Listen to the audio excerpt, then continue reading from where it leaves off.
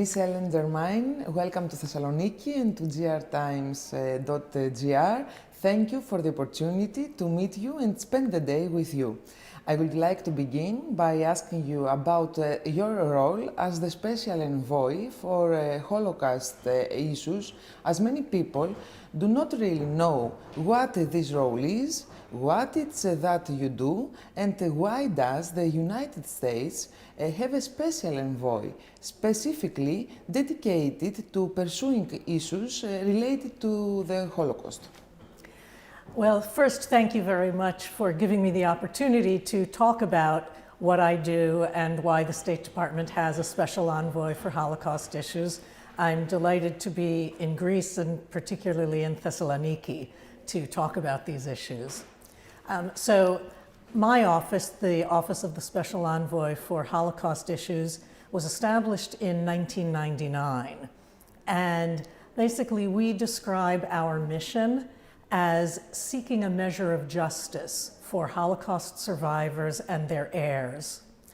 And people often ask, what does that mean? And I like to say we have two areas that we work on. One is the area of restitution and compensation, and that is working with governments, encouraging governments to set up processes and methods for some manner of claims for Holocaust survivors and their heirs to submit claims for property that was seized by the Nazis during World War II.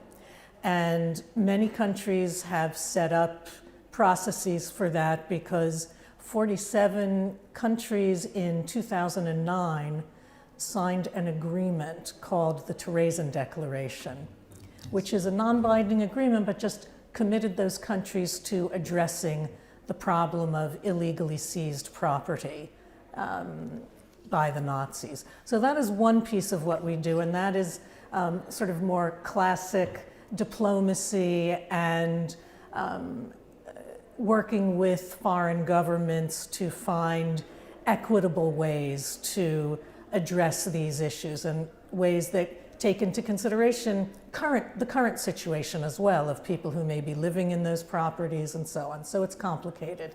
The other piece that my office handles, and which is what I'm really here in Greece to focus on, is accurate commemoration and education about the Holocaust.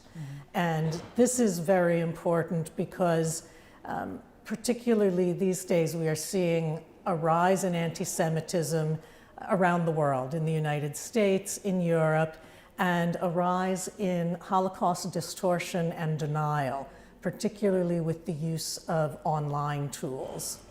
And so those are our main issues. We have had the opportunity to spend the day with you as you visited various monuments and sites of the city, honoring the Jewish community, but also reminding the people of the city about the perils of the Holocaust.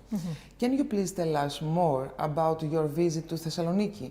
What is the purpose of your visit and your first impressions? Sure. Well, as I said, these are very important issues to the United States and to the State Department, which is why we have a whole office dedicated to Holocaust issues. And I'm here in Thessaloniki to talk to the Jewish community. I just completed a meeting with them. And I also met with the deputy mayor here to talk about commemoration and education, remembrance of the Holocaust and how that's being done here in Thessaloniki, because of course, as you all know far better than I, this was the center of Jewish life in Greece before World War II. And the vast majority of the Jewish population of Thessaloniki were deported by the Nazis and murdered, most of them in Auschwitz-Birkenau. So I am here to talk about how Thessaloniki already commemorates the history of its Jewish population and what the plans are for the future. And I've been very impressed by the many plans that I've heard about for a new Holocaust museum here in Thessaloniki, plans to improve Liberty Square, to make it a memorial site. There's already a Holocaust memorial there, but so I've been very, very pleased and very interested to hear about all of the interest and commitment on the part of a whole range of people here. In Thessaloniki, you know about, and you tell me about the central role the Jewish community had played in the history of the city. Do you think Americans know about the terrible legacy of the Greek Holocaust and the fact that a very vibrant community existed here for centuries? Honestly, I don't think that Americans know enough about Thessaloniki and about its Jewish history. And for example, personally, until I came to Thessaloniki, I did not know about the Romaniot Jewish community here. And I did not know that it had been here in Thessaloniki for more than 2,000 years, which is a fascinating history and shows how deeply the Jewish history is part of Greek history. They are, they are inextricably intertwined with each other. They are a part of each other. Yes, Thessaloniki is now undertaking the important initiative of becoming the home of the Holocaust Museum of Greece. From your meetings and discussions, have you recognized progress in the endeavor, and do you see the United States Holocaust Museum entering some kind of a partnership with the museum for the establishment of common programs or sharing of best practices in educational programs? So I've heard a lot about the plans for the new Holocaust Museum here in Thessaloniki. And it sounds, I've seen pictures of the design, and it's all very impressive. And I am really going to be following with great interest as those plans become reality. And I think it's clear they have an excellent chance of becoming reality, because it sounds as if the city, the Jewish community are all determined to make this happen. But as is always true, a big project like this takes a long time. And as far as the U.S. Holocaust Memorial Museum goes, they are a great resource for sharing ideas and methods with other Holocaust museums around the world. They often do that. They often lend their expertise. And we at the State Department run programs where we do exchange programs bringing over museum curators, scholars, other experts to the United States to visit the Holocaust Museum in Washington and some of the other Holocaust museums in the United States. We have 16 major Holocaust museums in the United States. And so we bring educators, scholars, museum curators to the United States to share our experiences, share best practices, explain how American Holocaust museums educate their publics about the Holocaust and about, human, mass atrocities like that, so that we can all work to prevent them in the future. Yes. Recently, about a month ago, we have seen the U.S. Consulate General here in Thessaloniki and the Embassy in Athens posting a campaign on their social media highlighting State Department employees who are descendants of Holocaust survivors. And of course, your secretary is the stepson of a Holocaust survivor. Those were powerful stories related to the International Day of Holocaust commemoration. What are some strategies for countries to organize events related to the Holocaust and awareness in the spotlight to ensure that memory is kept alive? So we're very proud of that social media project. It was something that was actually initiated by my office with the cooperation of embassies and consulates around the world to find, as you said, people who are working in the State Department now whose parents or grandparents were Holocaust survivors.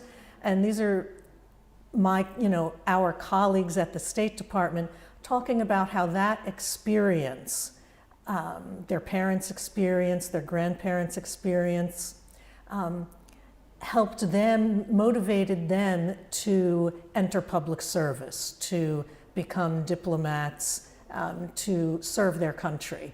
And so I think that one of the best ways to connect, especially the younger generation, with the experience of the Holocaust so that they can understand and learn from it is to hear from survivors who, of course, inevitably are becoming fewer and fewer in number, but also to hear from their peers, from someone whose parent or grandparent went through the Holocaust, because those second and third generation people have also been affected by it. And what we find is that's a very powerful tool for making the younger generation understand the horrors of the Holocaust and why we all have to work to prevent such things in the future. So education is key, and in the future, being able to show video testimonies of Holocaust survivors, but also, for example, some museums and organizations are now experimenting with holograms, with making three-dimensional holograms, sort of three-dimensional video pictures of Holocaust survivors, so that an audience of students in 20 years can actually interact with that hologram of a Holocaust survivor and ask the person questions. And it's not quite as good as speaking to a live human being, but it's an effective experience. So I think new technologies also have the opportunity to help us educate young people. One last question of a more general nature, if I may. Mm-hmm. Do you see a rise in anti-Semitism in the United States and in the world? And not only anti-Semitism, but do you see efforts of Holocaust distortions and denial as the years pass and the memories fade? Is there something the political leaderships and perhaps educational leaders should be doing in order to address this issue of the more prevalent distortions that exist, especially in social media? Unfortunately, we are seeing anti-Semitism rising around the world, rising in Europe, rising in the United States. And so it's ever more important to fight against it and to find ways to counter anti-Semitism and Holocaust distortion and denial, which is a form of anti-Semitism. And, it's a difficult fight. It's one that I've been getting my office more focused on, this question of combating Holocaust distortion and denial. A big part of it is education and teaching both students and adults critical thinking, so that when you see something that does not seem right, ask, where is it from? Because, for example, on social media platforms are a tool for spreading lies, for spreading anti-Semitism, for spreading Holocaust distortion and denial. So teaching people critical thinking to ask, where is this coming from? What is the source? What is it really saying? And is it reliable? that's one big way of helping to counter this. It's also very important for people to speak out when they hear or see something that is anti-Semitic or seems to be distorting the Holocaust. A very recent example of that is some of the COVID-19 yellow stars. A number of protesters who oppose COVID-19 vaccinations have been wearing yellow stars of David and comparing themselves to Jews during World War II. Well, it seems kind of crazy to have to say this, but Jews were forced to wear yellow stars of David so that the Nazis could identify them and round them up and deport them and ultimately murder them. And that is not the same as saying that you cannot go into a restaurant because you chose not to be vaccinated.